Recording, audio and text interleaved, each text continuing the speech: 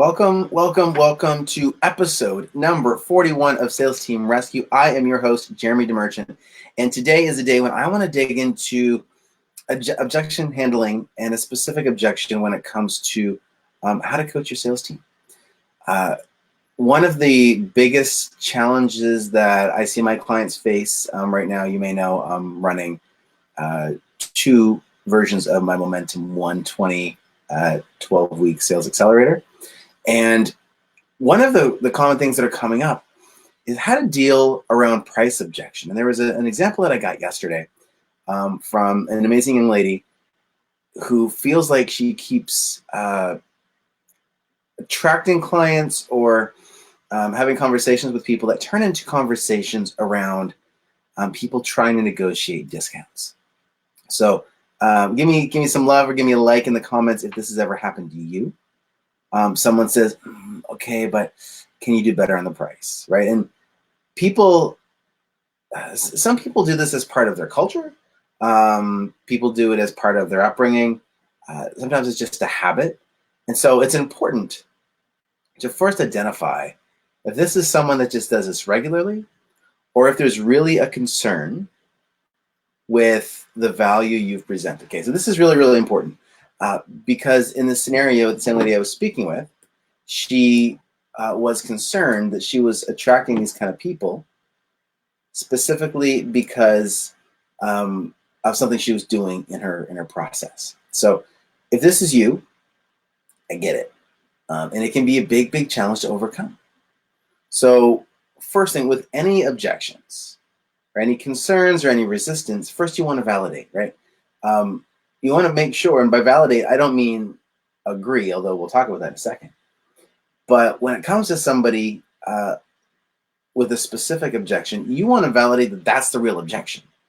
Because if we spend our day trying to overcome these different objections, these different concerns, we're going to end up, coming up with all this stuff. We're going to talk, but we're not doing anybody any justice, because ultimately, when it comes to objections, the real objections, they come down to like three things: time, money, and self-doubt, or some other form of doubt. Okay, time, money, and doubt. So it could be self-doubt. It could be doubt in that the product or service will work for them, or it could be doubt that you delivering it or the company that we're representing is one that they can trust, right? But it's doubt. So when somebody approaches you and says, "Look, can I get a better deal? Can you sharpen your pencil on that?" First, you want to see if it's really their approach. If that's just something that they do on a regular basis. Because if they do, there's no point in trying to overcome it. You just stick to your guns. So, for example, if you have somebody that says this to you, everything lines up, it sounds good, but can I come down a little bit on the price? You can just say no, and just leave it at that. Like, it can be really simple, because they're asking. They're coming from a place where they do it behaviorally. They're asking just to see what they can get. Because some people are raised in the mindset that if you don't ask, the answer is always no. So it's worth giving it a shot, right? And in a lot of areas in life, I've been brought up the same way. So they just started thinking, can I get a little something extra? Can there be a bonus or whatever? So one, validate if this is a real objection. Most of the time, it's not. Most of the time, people just like to dicker a little bit on price because it gives them an additional feeling of control in the sales process. Okay, so that's a big deal. Don't let that go overlooked in the way you are working in your conversation. Now, if it really is a problem, the comment probably sounds a little bit more like, it's a little outside my budget. Okay, so if they're saying, hey, can we sharpen the pencil? Can we trim a little off? Someone that sounds like they're looking for a deal, it's probably just because that's what they do. And so you can approach that with no. You can be very direct. No. You don't need to move on the price.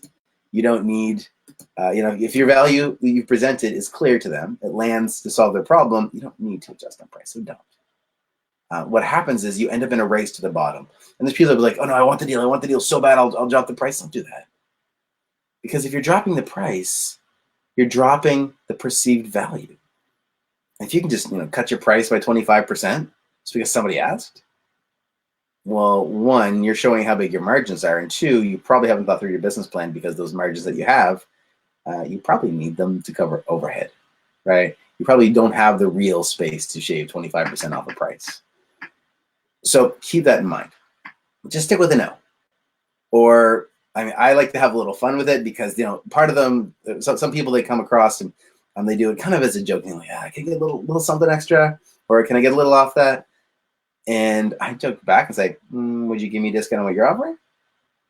And suddenly it's a different story, right? So you just say no. Or you can say, I don't think you came here for a discounted product because I don't want to deliver a discounted product. I think you get what you pay for. If you want to get a discounted product, I'm sure there's someone else down the road that can help you out, right? And so stand firm, because this is just what can I do? And some people give in, well, I'll throw in this and I'll throw in that because people just want to get extra. It makes them feel good. But if you say, this is what it is, there's a level of authenticity that comes with that. A level of, I guess authenticity is really the best word, right? You're not, you're just sticking to your guns. You're going with what you're saying. And so that stands for something, right? That means something to a lot of people. Because if you had somebody that, you bought something and then you find out they gave somebody else half the price or 25% off 2 days later, that's not going to feel good. Keep it consistent. You set a price for a reason, and it probably wasn't to make sure you have margin to go down in price if you have to. Right? Stick with your price. Now, if somebody comes back and says, it's outside my budget, say, I understand that. Right? Agree with them. Yeah. It makes sense that that'd be outside your budget. And that's it. Did you want to move forward? Or what questions do you have? Because just because they're making the statement doesn't mean there's a question, doesn't mean there's a concern, doesn't mean there's objection, right? Ask them. Keep closing. You've heard the phrase ABCOs do closing. I don't think you've got to be closing all throughout the entire conversation, but you do want to do little temperature checks. And asking these questions to see where you're at is really, really valuable. So if somebody says, it's a little outside my budget. Okay. I understand that. Are we ready to move forward? Right, you don't need to make it into an objection. So often, especially when someone's new in sales, it's easy for us to get defensive. I don't want to lose the sale. Oh my gosh, what am I going to do? And it just throws us into this tailspin, and it doesn't allow us to come from a place of service. It forces us to come from a place of scarcity. That's not cool. That's not going to get us anywhere, right? So stick with where you're at, right? Stay in your power, stick with your pricing, and just because what you're offering is a little outside somebody's comfort zone doesn't mean they don't see the value. It's just a statement, right? That's a little outside my budget. Now, if they're saying, I can't do it, it's more than I wanted to spend, it's more than the board approved, it's more than whatever, then you can work with that. If somebody says, it's expensive, and say, compared to what? Because what you're going to find is a lot of people use the word expensive as a way to describe something they just can't afford. Well, they just don't want to pay for, right? Something's not expensive. You just don't make enough money to pay for it yet. If it's, if that's really the case, right? There's a really nice watch that I want to buy. I'm not in a space where I've got that much extra money sitting around to invest in a watch. I could easily say it's expensive. Other people have said it's expensive. I just haven't generated enough revenue yet to have that much set aside. Simple. Doesn't mean I'm not going to buy it. Probably doesn't even mean I'm not going to buy it, soon. But think that through, right? Don't take statements at face value. Dig into them. You want to get, I believe that you need to get 6 or 7 layers deep. If you're familiar with my 5 C's of successful sales conversations, then you'll know that there's a breakthrough. It's a 5 steps to take you through the 5 key areas of a sales call or sales conversation. It's really, really powerful. I've had clients close, $10,000 sales with this structure. But one of the key pieces is in the rapport building or the connection. And when you do this, you want to identify what the real why is behind what they're doing. Why do you want to solve this problem? Why is it important to you? What does that really mean to you? And if you can go 8 layers deep, and it sounds so silly when you're practicing it by yourself. You're like, somebody says, I want to make more money with my business. Okay, tell me more. Oh, well, I want to increase the revenue. Okay. Why is that important to you? Well, I increase the revenue, and that means that there's more income for me to take home, and I can create more jobs. Okay. Why is that important to you? Well, I care about my employees, and I really want to give them a really good life. All right. Now, which is a priority? Taking care of your employees or generating more money for yourself? Mm, well, it's nice to generate some more money for myself. Oh, okay. Why is that important to you? Well, because I want to create a better life for my family, and a lot of people will go down this road of, I want to create a life for my family that I never had growing up. Or you get into the deep seated concerns. A lot of it comes from childhood. There's something that's trying to make up for, or replicate, or model.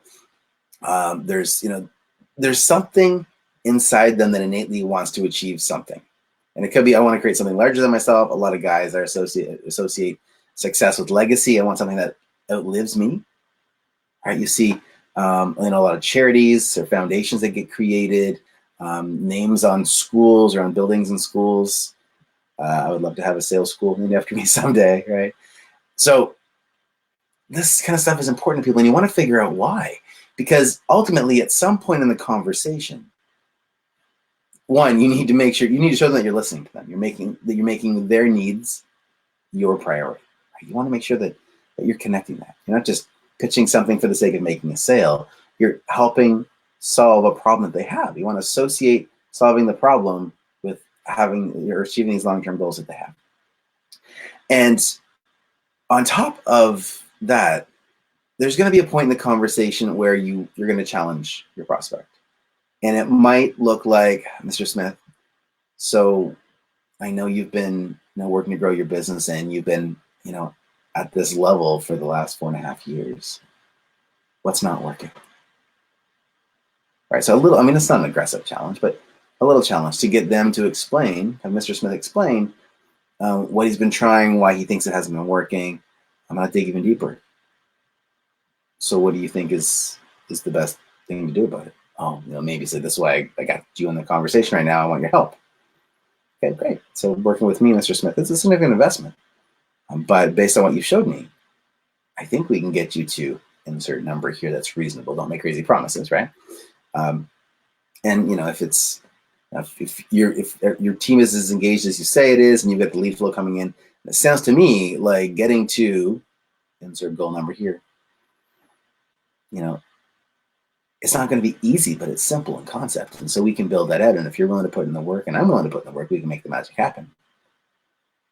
And so then you associate the value. I mean, if you can make the value of what you're offering actually associate to a dollar amount, it's a lot easier for the logical side of the brain. People make decisions based on emotion and validate it with logic. So if you take the emotional side and say, Mr. Smith, why is this important to you? What does that mean? Creating that life for their family, for their kids, travel the world, whatever it is, right? That's the emotional side. You can make that happen. So, and then the other side is logical. You just have the ROI, make it dollars and cents. That's really, really powerful. And once you're there and it's clear, they're much less likely to try to negotiate on price. And if you just say, no, this is the investment, like, I might say, I think we can add another $5 million over the next 12 months to your sales team, and the investment's going to be $100,000. They're going to go, oh, 100,000. That seems like a lot, but I'm going to get 5 million more. Oh, right. There's no concern about the ROI on that, especially if I was to say guaranteed, right? So make sure the value is really, really clear. But I might not say, hey, Mr. Smith, are you ready to go ahead and create that $5 million sales team, or add $5 million to your revenue goal, to your results? I might say, Mr. Smith, what do you say we get you on track for your revenue goal, and put yourself in a position to have that family vacation, or be able to work from anywhere in the world, right? Associate with the personal side of it, so that it's a connection you make with them. Right? It doesn't matter whether you're doing business to consumer, business to business, business to government. It doesn't matter. It's still human to human, right? And so the human that you're speaking to has needs, wants, interests, right? So get to know them. Because even if they're not the only decision maker or the final decision maker, you can help them be an advocate for you. And if you've got somebody inside going to bat for you, you're going to get further a lot faster. So once you've connected that, the value you deliver to the person's individual why and the goals of the company, hopefully the value is obvious. And as soon as the value is obvious, like if somebody says, you're only going to generate another $5 million for me this year, I can't rationalize paying $100,000 for you. I'm talking to the wrong person, right? I'm not talking to the right decision maker, because if that kind of revenue is not of interest to them, or is not willing to, create that big return on, I need to find someone else in the company or find a different company to talk to. Okay, so it's not always perfect. It's not, these conversations, you need to learn to navigate them by listening, right? There's an emotional side of it. There's an intuition you need to trust as you get to know people. But a big part of it is you got to trust yourself and understand when there's a little voice in the back of your head. One of them says, not ready for the pitch yet.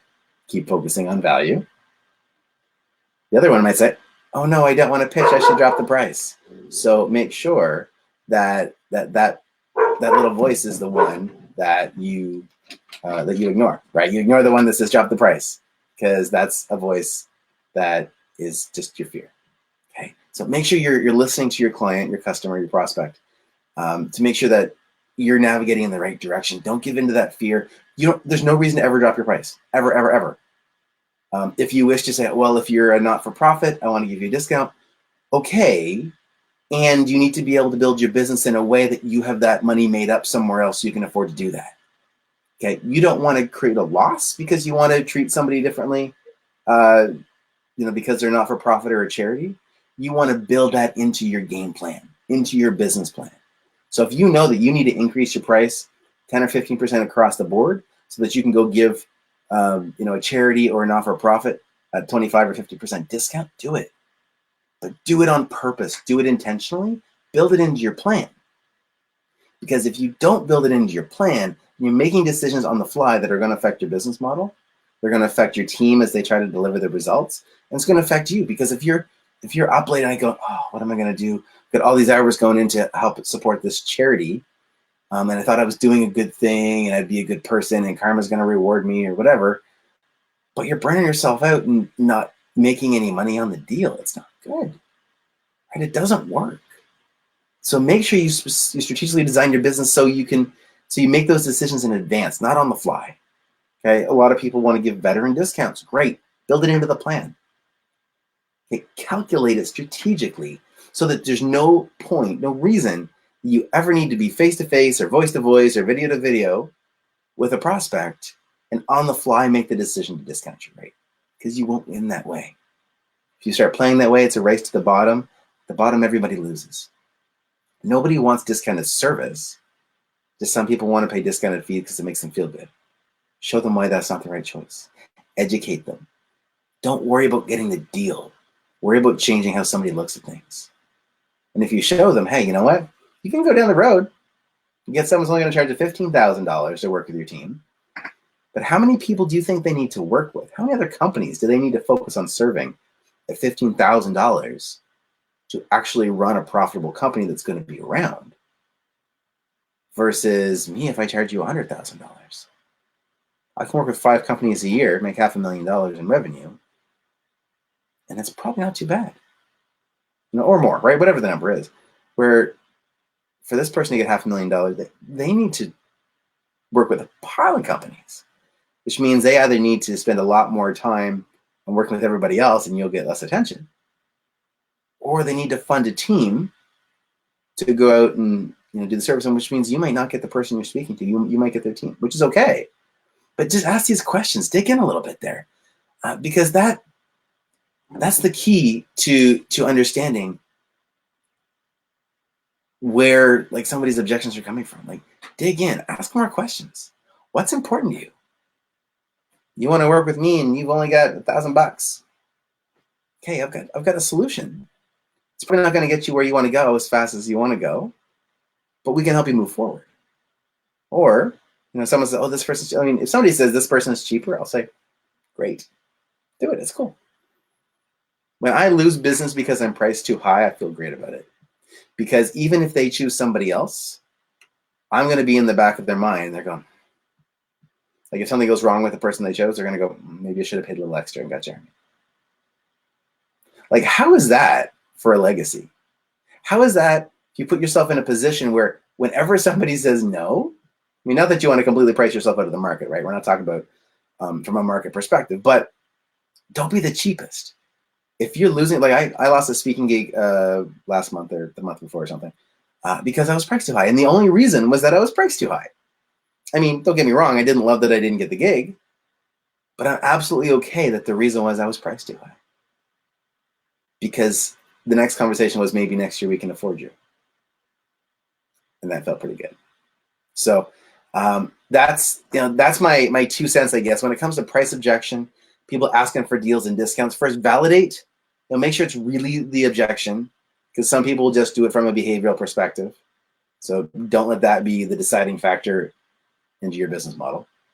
2, if it's really a concern, they probably haven't seen the value. So make sure you're digging into their emotional why and the logical why. The emotion being about the person individually, that is a decision maker or is in front of you at least.